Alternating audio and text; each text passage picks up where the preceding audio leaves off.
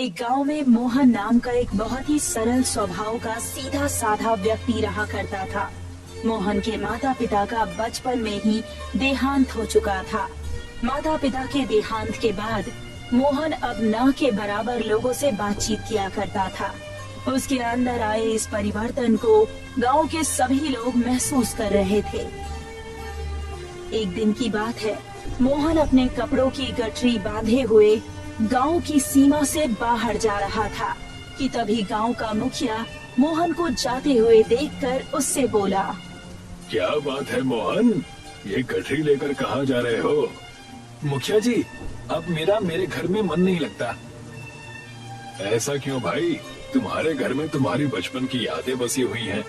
मत भूलो कि इस घर से तुम्हारे माता पिता की भी यादें जुड़ी हुई हैं, जो अब इस संसार में नहीं है। मुखिया जी, इस संसार में तो हर किसी को एक न एक दिन जाना ही है, तो भला उन यादों का क्या मोल? कहने की 100 बातें हैं मोहन, लेकिन सच तो ये है कि तुम बातें बहुत बड़ी बड़ी करते हो। जब इंसान इस संसार को दूसरी दृष्टि से देखना शुरू कर देता है, तो वो अक्सर इसी तरह की बातें करना प्रारंभ कर देता है। लेकिन तुम जा कहाँ रहे हो मोहन? बस मुखिया जी, अब मैं सारे संसार में घूमना चाहता हूँ। मुझे एक जगह बंद कर नहीं रहना। समझ लीजिए कि ये सारा संसार ही आज से मेरा घर है। मेरी शुभकामनाएं तुम्हारे साथ है मोहन, लेकिन अपने गांव कभी न कभी जरूर आना। अगर ईश्वर ने चाहा तो अपने गांव जरूर वापस आऊंगा। इतना कहकर मोहन अपने गांव की सीमा से निकल गया। अपने गांव से बहुत दूर एक जंगल में झोपड़ी बनाकर वो रहने लगा। एक दिन की बात है, मोहन जंगल में लकड़ियां काटने के लिए चला गया, मगर शाम को जब वो वापस अपनी झोपड़ी में आया तो उसकी झोपड़ी बारिश में बह चुकी थी। लगता है अब मुझे यहाँ से भी जाना पड़ेगा। झोपड़ी के टूटने के संकेत शायद यही है कि ईश्वर नहीं चाहता कि मैं यहाँ जंगल में रहूं। इतना कहकर मोहन वहाँ से निकल गया और दूसरे गांव में प्रवेश कर गया। मोहन के चेहरे पर तेज देखकर उस गांव का मुखिया मोहन के पास आकर बोला, आपके चेहरे पर तो अनोखा तेज छलक रहा है। आपका नाम क्या है? वैसे तो मेरा नाम मोहन है, लेकिन शायद आप मुझे गलत समझ रहे हैं। मैं आपकी बात का मतलब नहीं समझा। आपने अभी बोला ना कि मेरे चेहरे पर तेज छलक रहा है, लेकिन मैं तो एक साधारण मनुष्य हूँ। हमारे गांव में अतिथियों का बहुत सम्मान करने की परंपरा है। आप हमारे गांव के अतिथि हुए। आज से आप मेरे ही घर पर रहेंगे। नहीं, ये सारा संसार ही मेरा घर है, इसीलिए मैं आपके घर में नहीं रह सकता। ठीक है, कम से कम आप एक रात तो मेरे घर पर रुक ही सकते हैं ना। हमें अपने अतिथि का सम्मान करने का मौका दीजिए। अगर आप इतनी जिद कर रहे हैं तो फिर ठीक है, चलिए। मुखिया मोहन को अपने घर पर ले गया और उसने मोहन की बहुत खातिरदारी की। जाते वक्त मुखिया ने मोहन को बहुत सारे लड्डू देकर विदा दिया। रास्ते में अगर आपको भूख लगे तो ये लड्डू खा लीजिएगा। आपका बहुत बहुत धन्यवाद मुखिया जी। इतना कहकर मोहन वहाँ से चला गया। मोहन काफी देर तक पैदल चलता रहा। पैदल चलते हुए मोहन का गुजर दूसरे गांव से हुआ। दूसरे गांव में उसकी नजर एक बूढ़े बुजुर्ग व्यक्ति पर पड़ी, जिसके सिर से खून बह रहा था।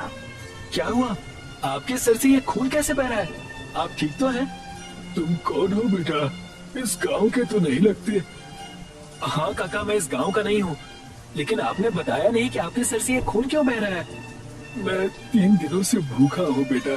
भूख से मेरी इतनी हालत खराब है कि मुझसे कुछ भी बोला नहीं जा रहा। मेरे पास बस यही लड्डू है बाबा, इन्हें आप खा लीजिए और सबसे पहले अपनी भूख को शांत कीजिए। मैं नहीं खा सकता। क्यों नहीं खा सकते? अगर मैंने तुम्हारे दिए हुए लड्डू खा लिए तो चौधरी के आदमी तुम्हें बुरी तरह से पीटेंगे और मैं अपनी वजह से तुम्हें निर्दयता के साथ मार खाते हुए नहीं देख सकता। वो मेरा कुछ नहीं कर सकते। आप निश्चिंत होकर अपनी भूख को शांत कीजिए। आपको इस वक्त भोजन की बहुत आवश्यकता है। तुम्हारा बहुत बहुत धन्यवाद बेटा, वरना 3 दिन से मैं इन गांव वालों से खाना मांग रहा था, मगर किसी ने भी मुझे 2 रोटी तक नहीं दी। अब मुझे बताइए कि आपके सर से खून क्यों बह रहा है? हमारे गांव का एक बहुत ही क्रूर स्वभाव का जमींदार है, जो भोले भाले लोगों की जमीन पर अवैध रूप से कब्जा कर लेता है। अगर कोई उसके खिलाफ बोलता है तो वो उसे पीट कर लहूलुहान कर देता है और गांव में ये ऐलान कर देता है कि कोई भी उसे राशन तक ना दे। मैंने भी यही गलती की और मेरा ये हाल हो गया। आपने कोई गलती नहीं की बाबा, आपने वही किया जो आपके अंतर्मन ने कहा, और हमारा अंतर्मन कभी झूठ नहीं बोलता। तुम तो बहुत ही अच्छे स्वभाव के इंसान मालूम पड़ते हो बेटा। सच तो यह है कि तुम्हारे जैसे ही इंसान की इस गांव में सख्त आवश्यकता है, क्योंकि गांव का जमींदार चौधरी गांव के सभी भोले भाले नवयुवकों को बिगाड़ रहा है। वो उन्हें जुआ खेलने को कहता है, चोरी करने को कहता है। गांव के बहुत से नौजवान अब अपने माता पिता की बात तक नहीं मानते। आप चिंता मत कीजिए बाबा, मैं पूरी कोशिश करूंगा उन सबको सुधारने की। मोहन ने इतना कहा ही था कि तभी चौधरी के कुछ गुंडे वहां पर पहुंच गए और उस बुजुर्ग के हाथों में लड्डू देखकर गुस्से से आग बबूला हो गए। उन्हीं व्यक्तियों में से एक व्यक्ति बल्ली, जो कि जमींदार का बहुत ही खास व्यक्ति था, गुस्से से मोहन की ओर देखकर बोला, इस बुड्ढे को लड्डू किसने दिया? इन्हें लड्डू मैंने दिया। क्या आपको बात करने की बिल्कुल भी तमीज नहीं है? ये उम्र में आपसे कितने बड़े हैं, ये आपके पिता समान है। आपको इनसे इस लहजे में बात करते हुए जरा भी शर्म नहीं आई? जिसने की शर्म उसके फूटे कर्म, ये कहावत तुमने नहीं सुनी क्या? नहीं, मैंने तो सुना है कि कर भला तो हो भला। मैं सिर्फ अच्छा ही बोलता हूँ और अच्छा ही देखता हूँ। तो फिर बुरा क्या होता है ये आज मैं तुझे बता देता हूँ। इतना कहकर बल्ली ने एक जोरदार थप्पड़ मोहन के गाल पर जड़ दिया। थप्पड़ खाकर मोहन मुस्कुराने लगा। बल्ली ने एक दूसरा थप्पड़ भी गाल पर जड़ दिया। दूसरा थप्पड़ खाकर भी मोहन मुस्कुराने लगा। मोहन मुस्कुराता रहा। बल्ली ने क्रोधित होकर थप्पड़ों की मोहन के ऊपर बौछार कर दी। आखिर तुम किस मिट्टी के बने हो भाई? मैंने तुम्हें इतने थप्पड़ मारे मगर फिर भी तुम लगातार मुस्कुराए ही जा रहे हो। क्या तुम्हें क्रोध नहीं आता? अगर इस गांव में आकर मुझे थप्पड़ खाने को मिला है तो इससे पूर्व मैं जिस गांव में गया था ये लड्डू मुझे वही खाने को मिले थे। हिंसा का जवाब हिंसा नहीं होता और अहिंसा हमेशा हिंसा पर भारी पड़ती है। मोहन की बात का पता नहीं बल्ली पर क्या असर हुआ कि वो वहाँ से चला गया।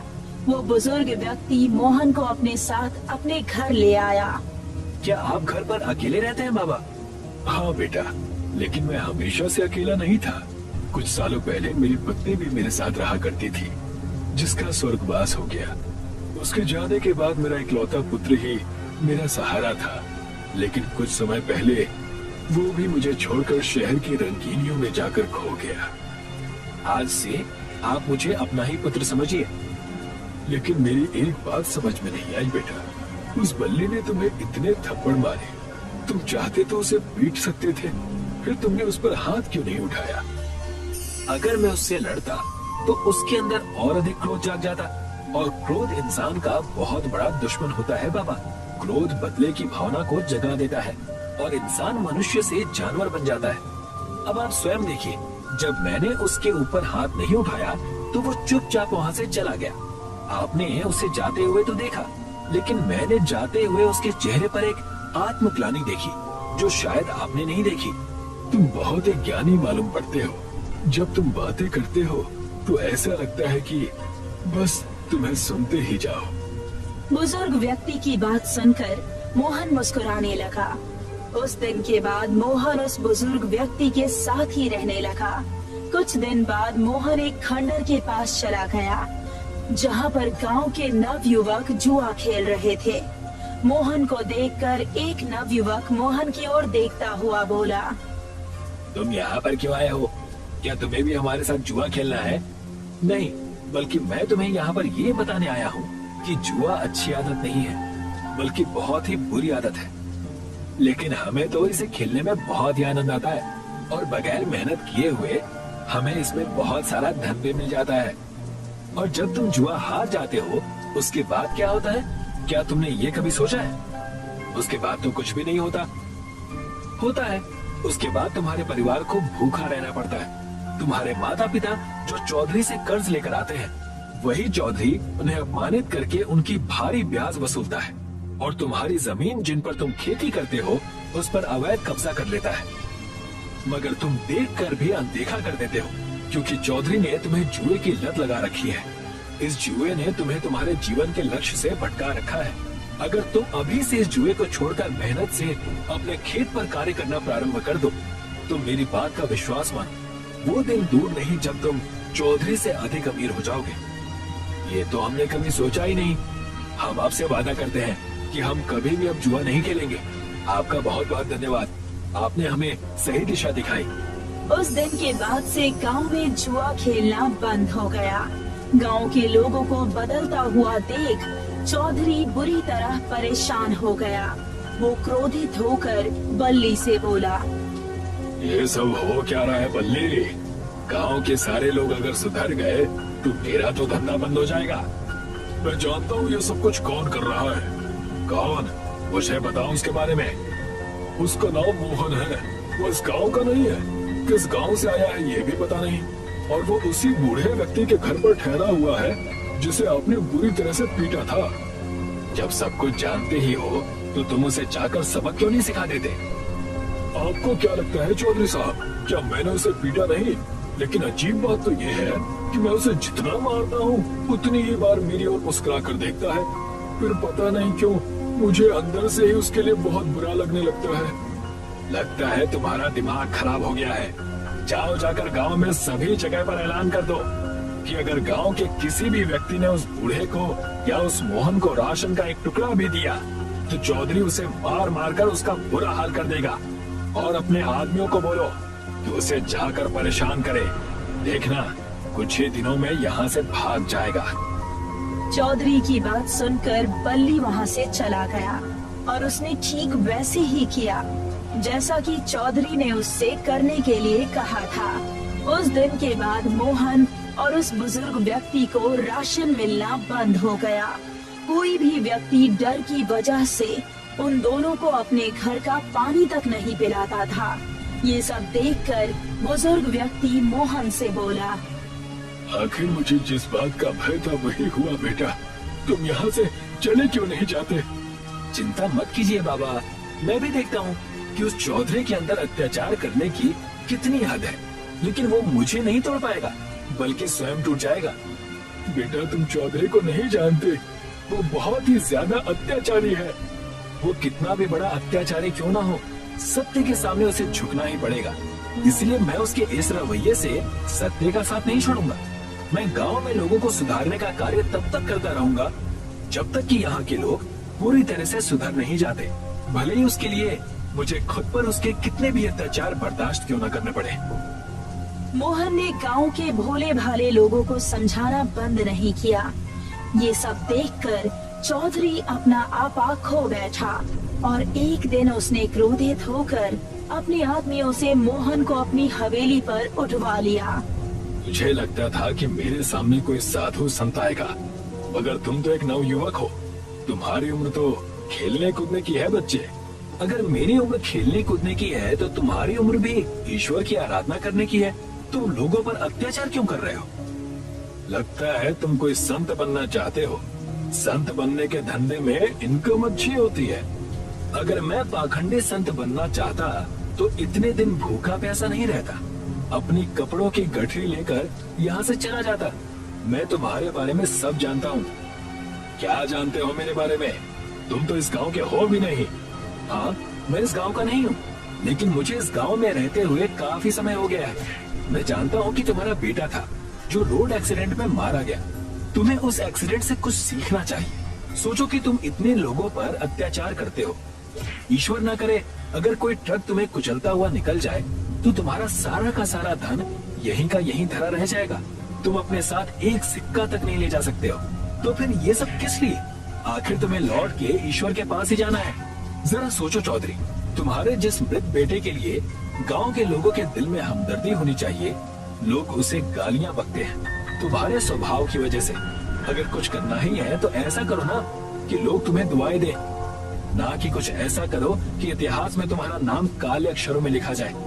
मोहन की बात पर चौधरी के दिल में न जाने क्या असर हुआ।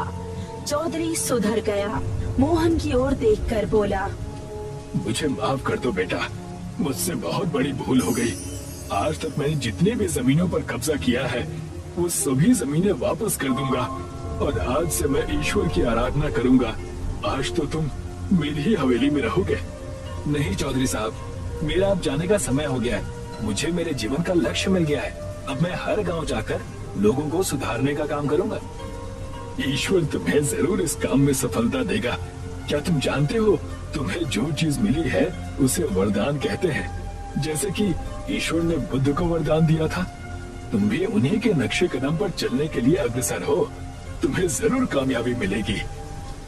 चौधरी की बात सुनकर मोहन मुस्कुराता हुआ उस गांव को छोड़कर चला गया। शायद चौधरी ने सही कहा था, उसे वरदान ही मिला था जैसा कि बुद्ध को मिला था।